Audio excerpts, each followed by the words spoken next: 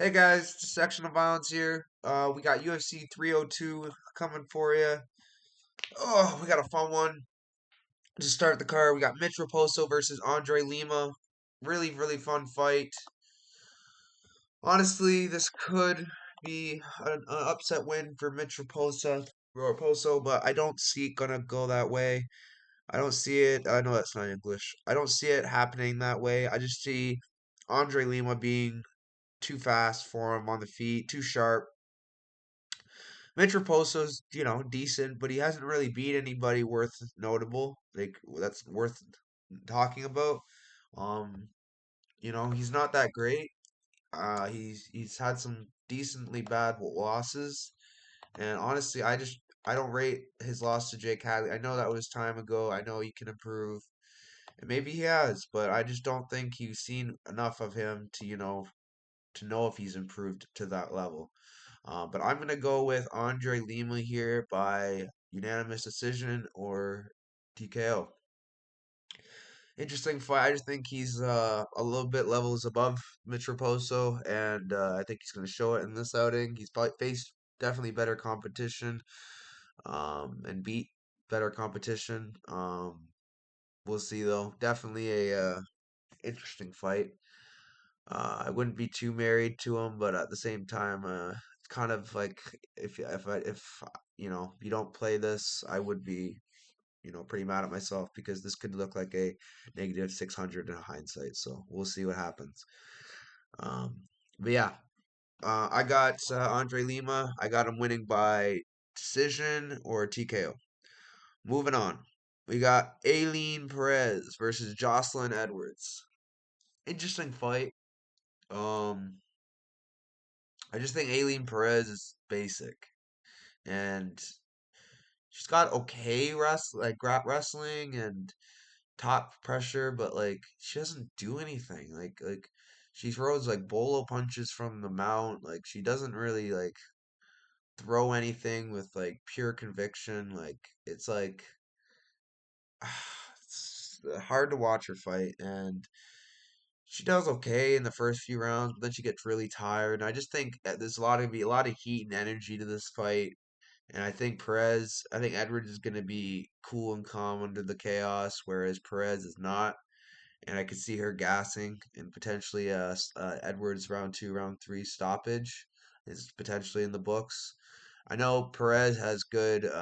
She's training out of Florida, which they're known for good cardio, and I know she is has beat Pudilova, who should have beat Edwards, but I just think Edwards or Pudilova times her shots a little bit better um, than Perez, and Perez is just you know on the feet. She's very nothing to note about, and I think Edwards is going to be piecing her up on the feet, and I think her height's going to be huge here. Hard for Aileen to get her down. She's going to use tall.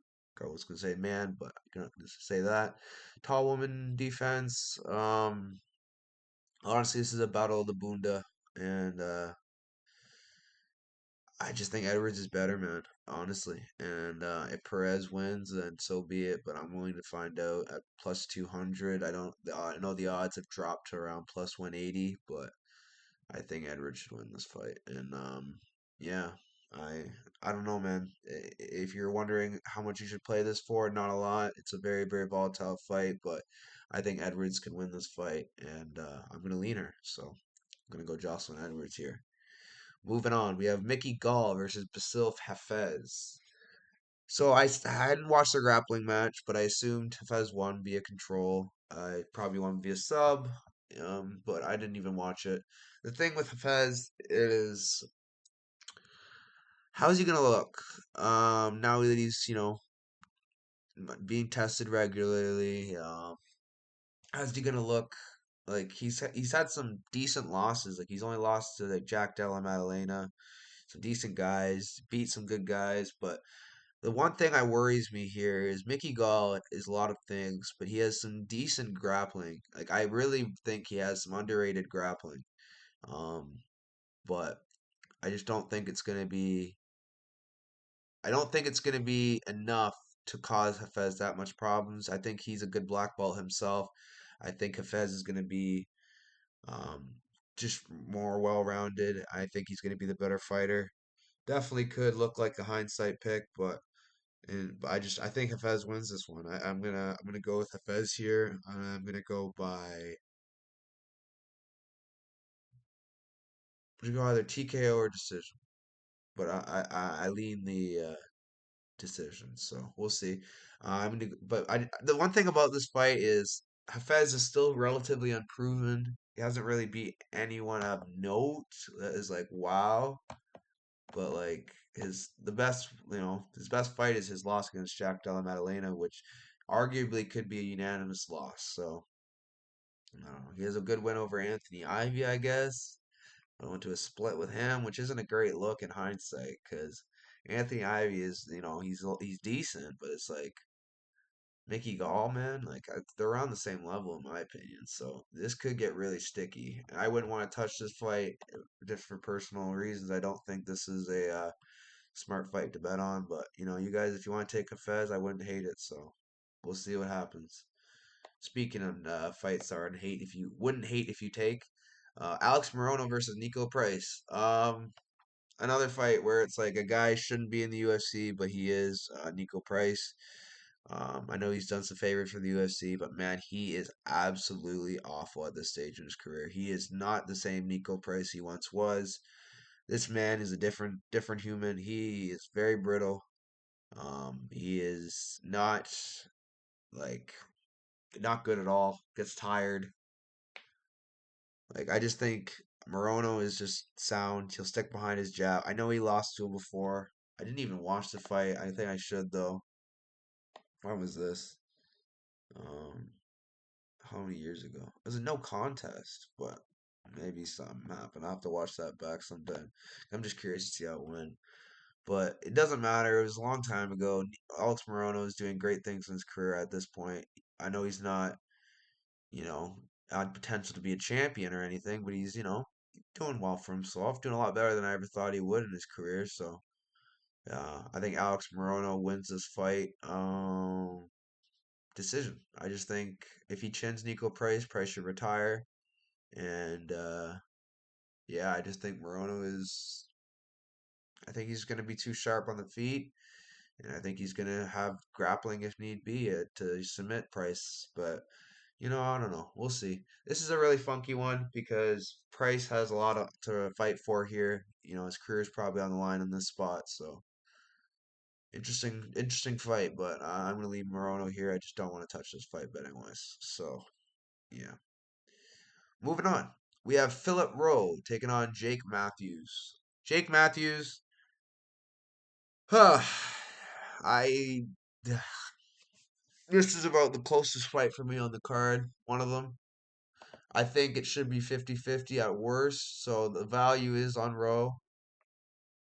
Jake Matthews has a win over Darius Flowers, who is Darius Flowers, and he has a win over Andre Fiallo, who is Andre Fiallo. If you look through his wins, other than like Li Ji Liang, Johnny Case, he has some good wins, but for the most part, I would say this guy is very like he's inconsistent, and I'm not saying Phil Rowe is Mr. Consistent, but I just don't like stylistically. This is favors Rowe. Rowe is in my opinion, good at takedown defense, at least good enough to stall out on the Jake Matthews, stuff his shots on the fence, use tall man defense. I think Philip Rowe is going to be very, very effective in this fight. I think the optics of Matthews potentially getting dropped are going to be not the greatest. I just think Matthews is a little bit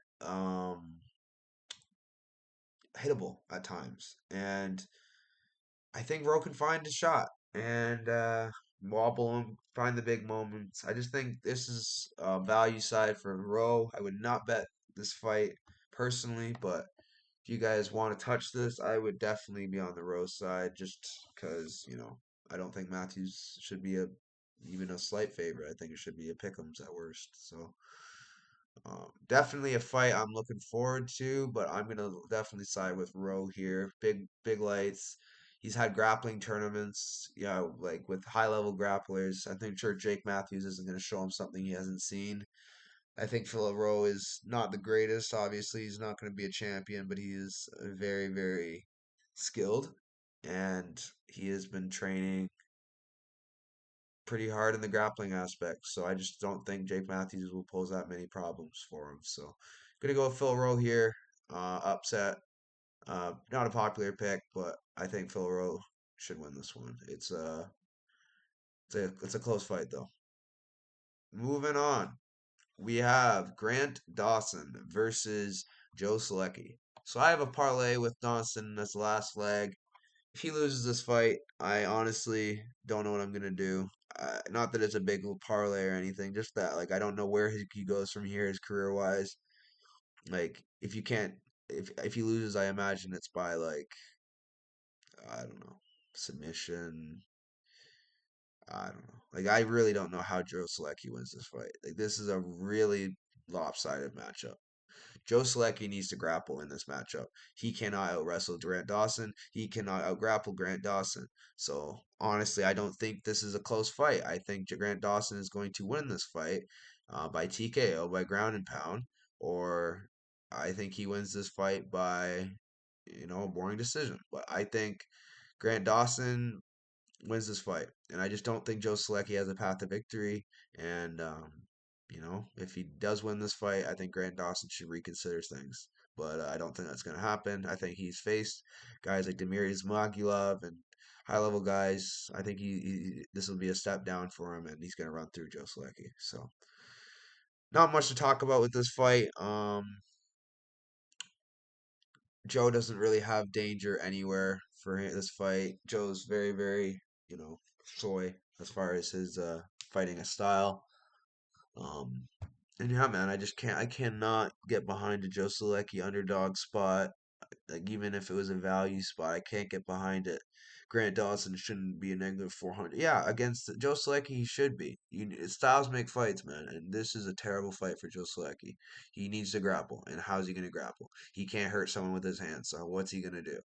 I know it doesn't take much apparently to hurt Grant Dawson, but I don't think Joe Solecki is going to be the guy to do that. So I'm gonna go Grant Dawson here with a lot of confidence, and yeah, moving on. We have Roman Kopylov versus Cesar Almeida.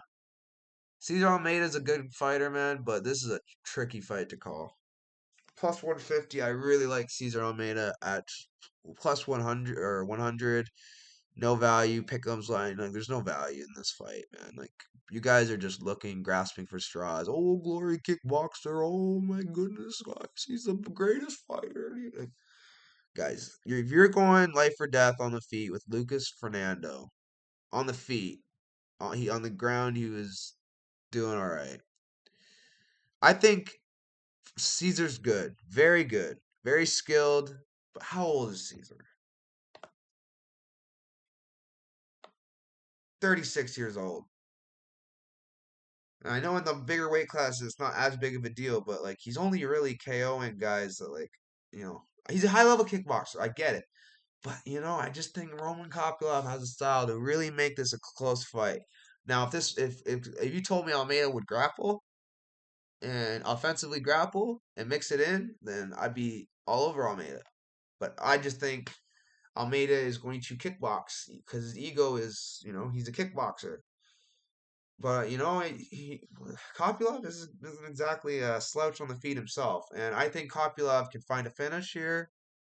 I think he's dangerous. I think there's a finish live in this spot. I don't think this fight's gonna go to the scorecards. If it does, it's gonna be a chess match. Yeah, man, this is a fight that these odds want nothing to do with, and yeah, I think I'm gonna side here with just off of pure just because I like the guy. I like his team. I like his hustle. I'm gonna go. Cesar Almeida, but it's not confident. And honestly, I could be talked off of this very quickly. So by the end of the week, who knows? I could switch to Kopylov, but for now, my pick will be Cesar Almeida by decision. But it is a close fight, very close fight. Um, yeah. Moving on, we have Randy Brown versus Elizio Zaleski. Oh my God. Oh, this fight, man. I love this fight, but I hate this fight for a betting purpose. Like, Randy Brown is so talented, so crisp on the feet, nasty timing, getting into his coming into his own. That last finish was beautiful. He went through too much trouble with Wellington Turman. That's what freaking doesn't I don't like. I don't like if you're going to make that much trouble with Wellington Turman. I don't like it. I don't like it at all. And I think Elizio Zaleski. This is tricky. This is tricky, man. Because honestly, Wellington has like a taller style to cause Randy a little more problems. He mixed in the low kicks a lot. If you tell me Alessio Zaleski is going to mix in the low kicks, then I'm going to be like, yeah, pass this fight. But I just think Rude Boy is going to have the range. I think he's going to be, sticking and moving, landing the more efficient shots, potentially even finding a KO. He's beat good guys, Randy, Chaos Williams, Trinaldo, solid. Like I think he wins this fight. Zaleski has he been even finished? Yeah, he got finished by Ji Liang. Like I think Randy Brown finds a TKO here. I'm gonna go Randy Brown here. I don't see this going well for Zaleski, and yeah, maybe I'm wrong. Maybe he mixes in the calf kicks and it causes Mr. Brown a lot of problems. But I think Zaleski is how old is Zaleski again? Oh, I should have just kept it. Oh. Zaleski is 37 years old, and I don't think that is a good 37. So I'm gonna go Brown here. I think he's gonna be faster, sharper, and yeah, just more in his prime. You know, more dangerous. The only thing that worries me is Brown's a little chinny, and Zaleski is dangerous. So I just like the range for Brown. I'm gonna go Brown here. I think Brown wins this. Pretty confident too. Moving on. We have Jalton Almeida versus Alexander Romanov.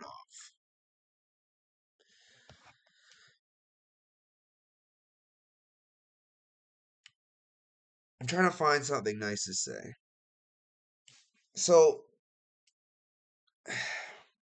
honestly, I don't know what to say that's nice. Like I don't think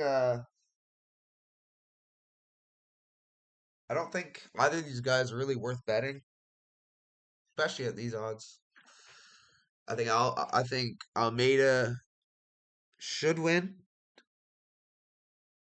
being the better grappler, but Romanov's a not bad grappler himself. The only issue is I haven't seen him on his back, at least as far as I can remember. His fight with Juan Espinino was decent, but I just think Almeida's more of a freak athlete, so it's like he can find things. So it's this fight I lean Almeida, but at the odds, never again. I think Almeida after the after curling up like he did to literally nothing. I mean, I don't know if it's nothing. I wasn't in there, but I think it wasn't as bad as he was making it look like. It made it look like he just got hit with like a elbow to the temple or something. Like it was like a few rabbit punches or can't even remember the sequence, but it wasn't that bad. I remember that it wasn't that bad. And yeah, I just never. That's a terrible look for Jalton, and I just think Romanov has decent ground and pound, decent kicks. I think he can find some success in the feet. Definitely a pass fight for me, but I think I got Romanov at plus 350. I sprinkle a little bit. We'll see what happens. Definitely a pass fight for me, but my pick is Jalton, and my bet is pass. So yeah. Moving on, we have Kevin Holland versus Michelle Oleksiejczuk.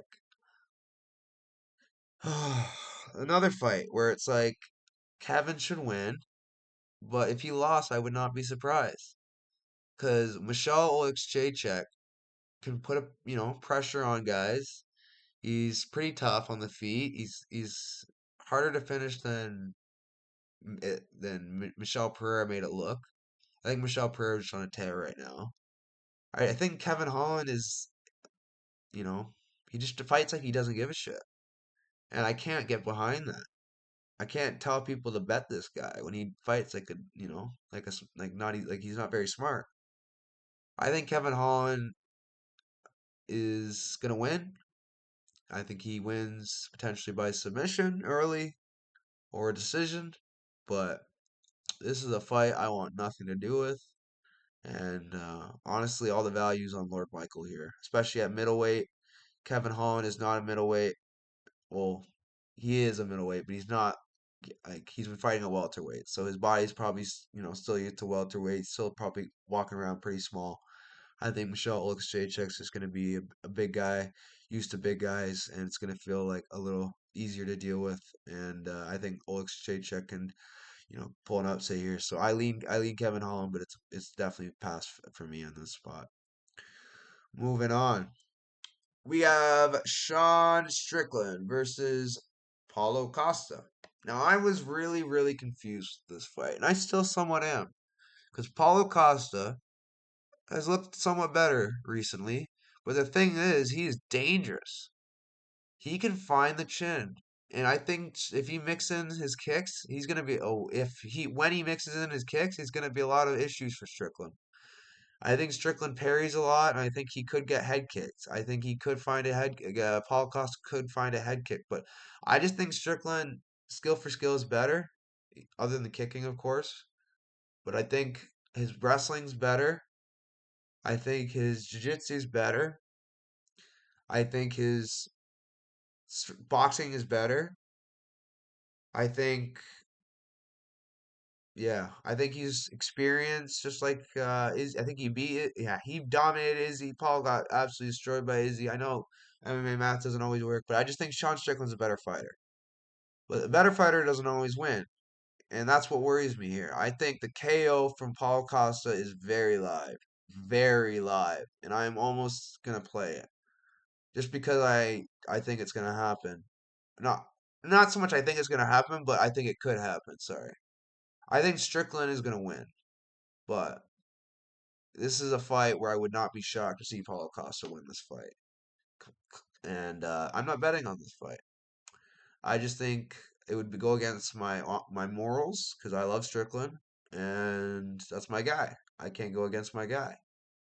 Um, yeah, I can't get behind it, and but I also think Costa is very dangerous and live here, so I can't take Strickland betting wise. So it's going to be a watch fight for me. Enjoy the co-main event. Potentially live bet. We'll see. I don't know. This doesn't strike me as a great live betting opportunity, but we'll see. What I'm really interested to see is the press conference with Strickland and Kevin. They have beef. Strickland said they that he was gonna. Okay, I can't say that on YouTube. That he was going to force himself upon Kevin Holland, and without the consent of Kevin Holland. And yeah, you guys can read between the lines. Strickland is definitely going to be entertaining this week, and I'm going to be watching with a lot of. I think Cost is going to be. I think it's going to be a very entertaining press conference. I can't wait.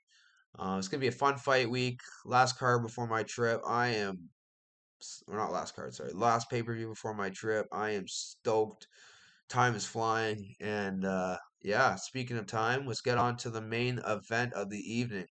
Oh yeah. By the way, the official pick is Strickland by decision. But yeah, we got Islam Makhachev versus Dustin Poirier. Poirier, man. Oh my goodness. This is a heartbreaking fight for me because I want Poirier to win more than I want air to breathe. But the problem is Poirier is just like he could lose in a variety of ways. He could get KO'd, he could get submitted, he could get decisioned, he could like this is just a terrible fight for him. Unless like he has opening on the feet. Don't get me wrong. His boxing's there, but grappling ain't. He ain't gonna submit him. It's just not happening. Like, man, like, how old is Dustin? Like, 35? Yeah, 35. Like, this is it, man. Like, man, like I said, I want Dustin to win, but I just think Islam wins this fight. I think he wins this fight by submission or TKO in the first 3 rounds. I think it's going to be very depressing. I think we're going to see a sad retirement walk off for Poirier, and everyone's going to leave depressed. I'm hopeful it's not that reality, but that's what I think is going to happen. I think end still, and then Poirier retires. Unfortunately, um, but yeah, gonna ride with Islam on my pick, but definitely my heart's with Poirier. So hopefully Poirier gets the job done and pulls one off for the history books. But let me give you guys my top 5 most confident picks on the card. Number 1 definitely would be, I would say, Andre Lima. No, I'd say Makhachev. Number 2 would be Lima. Number 3, oh yeah, definitely. No, number 2 would be Grant Dawson. Number 3 would be Lima. Number 4, I'm gonna go Morono. Number 5, man, it's either Randy Brown or Basil Hafez. Okay, alrighty, guys. Like, subscribe. You know the drill. I'll catch you guys in the next one. Peace.